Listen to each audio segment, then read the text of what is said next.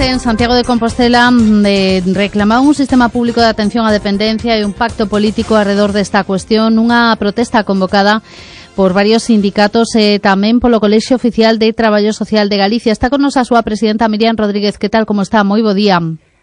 Hola, moi bo día. Con varias reclamacións que plantexan vostedes, entre outras, unha contraria á modificación que se introduciu a través da Lei de Acompañamento dos Orzamentos Autonómicos, que creen que vai supoñer un grave retroceso e que vai convertir os servicios sociais nun trámite administrativo. Que é exactamente o que se modifica nesta lei, que é o que a vostedes les preocupa?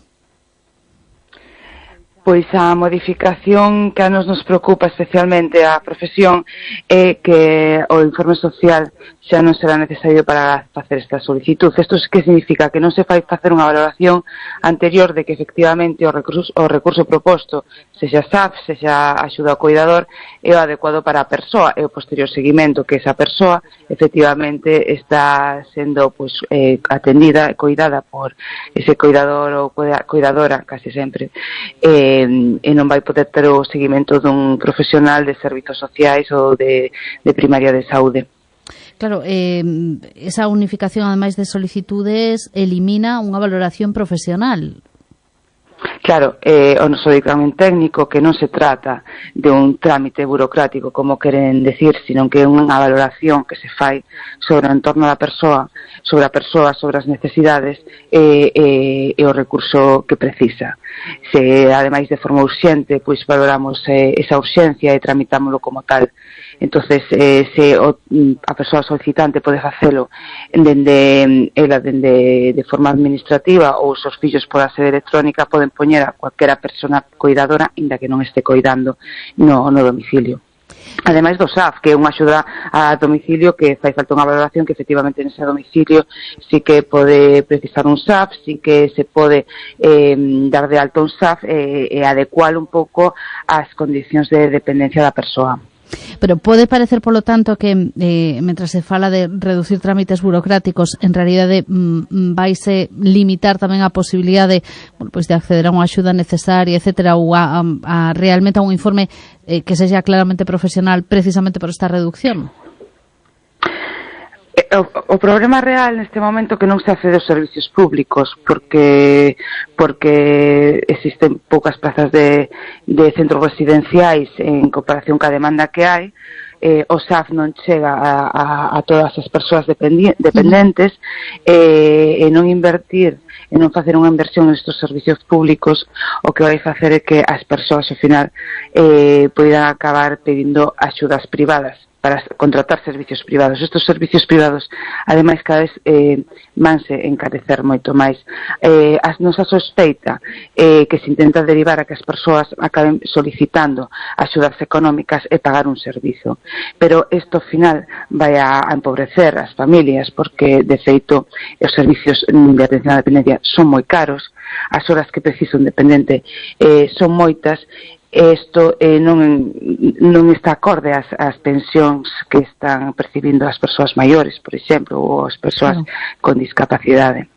Claro, neste sentido, gustaríame preguntarlle tamén se é preciso tamén máis profesionais. Mira, é preciso un cambio total no sistema de dependencia. Fai falta unhas estructuras totalmente diferentes porque non se evaluaron dende o ano 2006. Fai falta unha evaluación por territorio de cales son as necesidades, porque non son as mesmas nos territorios urbanos que nos territorios rurais, cales son as necesidades que hai, escoitar os servizos sociales, porque ao final os servizos sociales son os que están suplindo todas estas carencias do sistema de dependencia. As traballadoras dos servizos sociais, as traballadoras sociais, que é onde nos manifestamos, son as que están dende xa fan moito tempo cubrindo, non, todos estes ocos que deixa o sistema de dependencia, cas horas de SAF, con todos os recursos que se ten disponible dun ayuntamento, pero claro, non todos os municipios teñen os mesmos recursos. Entonces, dentro dos servicios sociais se veñen soportando todas estas ocos que deixan de dependencia dende fai moitos anos. Entonces, a reforma ten que ser estructural, tense que facer unha inversión en servicios públicos, dende logo, e tense que facer unha inversión na estructura. Os servicios centrales tendrán que desplegarse por zonas e tendrán que estudiar as necesidades de cada territorio, e despois as persoas que xestionen estes recursos teñen que ser expertos en xestionar políticas sociais, non teñen que facer de repente uns cambios totalmente kamikazes, porque creemos que isto ao final o que crea é o caos, e este caos o que fai é que ao final os servicios públicos non funcionen como deberían. Claro, nun momento ademais no que se está a falar da necesidade de que se xa máis áxil tamén todo o servicio de atención á dependencia. Precisamente hoxe no Consello de Ministros pois aprobarase a reforma da dependencia e discapacidade para ampliar dereitos, non só dende o Consello de Traballo Social, tamén, por exemplo, pois os directores e xerentes de servicios sociais reclaman tamén cambios neste sentido para que todos estes cambios que en principio parece que queren mellorar, non? Esa atención á dependencia e atención ás persoas que teñen determinadas necesidades, que non queden nada, que é un problema que en moitas ocasións se fala da lei de dependencia, que está moi ben, pero que sen recursos, pois para moitas persoas o que queda en meses e meses e non anos de esperas para despois non acadar unha axuda ou que esta non chegue a tempo. Desde logo, isto que fai ao final é que os cuidados sigan nas espaldas das mulleres en Galiza, das familias, e o que fai é empobrecer tamén as familias, e o que fai tamén que os dependentes non ten cuidados como deberían.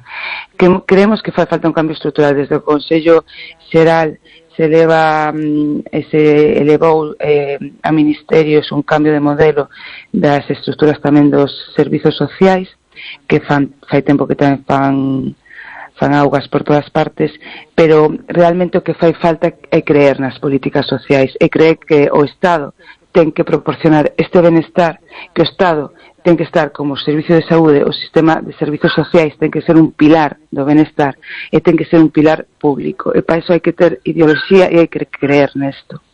Como están os traballadores sociais? Pois mira, é a primeira protesta que facemos é por o sistema, por a protección dos dereitos das persoas. Realmente, laboralmente, hai traballadoras sociais que a mellor levan 20 anos que sin regularizar a súa situación nos concellos. O sea, acaban de facer procesos de estabilización con traballadoras sociais moitos anos en precariedade laboral.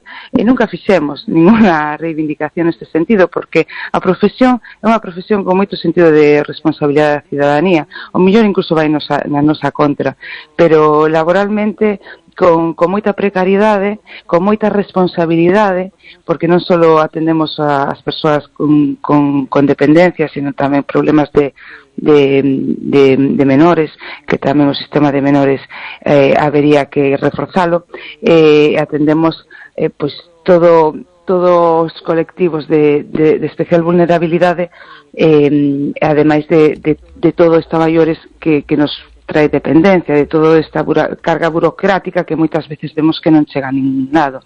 Entonces, as traballadoras sociais están queimadas, están sobrepasadas e están moi desgastadas. Ademais, vemos que as políticas sociais dos últimos anos son políticas neoliberais que se traducen en bonos que ademais non aportan socialmente, non como sociedade, non aporta convivencia, e sabemos que a largo plazo non traen resultados. Isto para nós é un desgaste, ademais porque somos os que estamos a carón das persoas, os que estamos vendo o sufrimento humano, e vemos como dende as persoas que aplican as políticas sociais todo isto non se ten en conta. Non se ten en conta, e só se aplican as políticas sociais tendo en conta números, e non debería de ser así.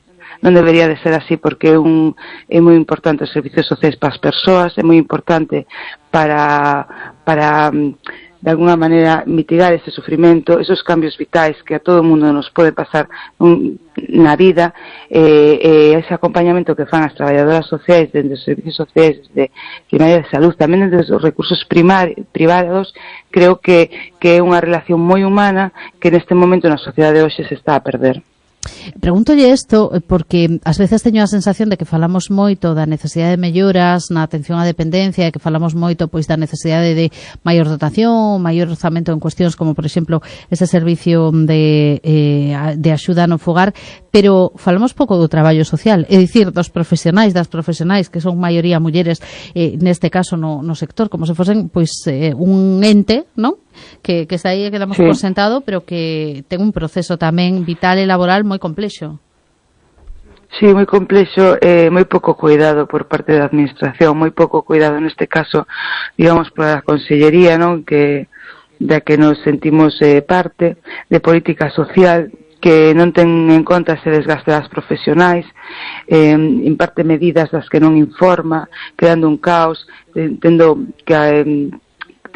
que abordar cas persoas, tendo que solucionar un montón de problemas dos que a veces non temos nin información, pero mira, ainda así a nosa profesión é moi vocacional, o mellor tamén por eso non reivindicamos no seu momento pois eso, nosos dereitos laborales, é moi vocacional, estar ao lado da xente e sentirnos útiles.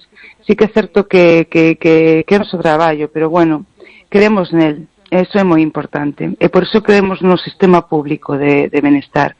Entendemos que neste momento as políticas sociais son moi cuestionadas, pero non seguimos a querer nelas, non vamos a contracorrente, digamos, non? Pero mira, ainda que pasamos moitos anos con moitísimo desgaste, pois mira, aí seguimos querendo a nosa profesión, creendo nas políticas sociales e facendo o gran esforzo por solicitar ese cambio para que realmente as cousas funcionen ben. Ademais, creemos que podemos aportar moito en estes momentos máis, que hai moitísimos problemas en temas relacionais na sociedade. Creemos que a nosa profesión non son os servicios públicos, en todos os servicios ten moito que aportar. Pues así finalizamos con esa conclusión. Miriam Rodríguez, presidenta do Consello Oficial de Traballo Social de Galicia, moitísimas grazas por estar con nós. Moitas grazas por dar voz á profesión do traballo social. Grazas.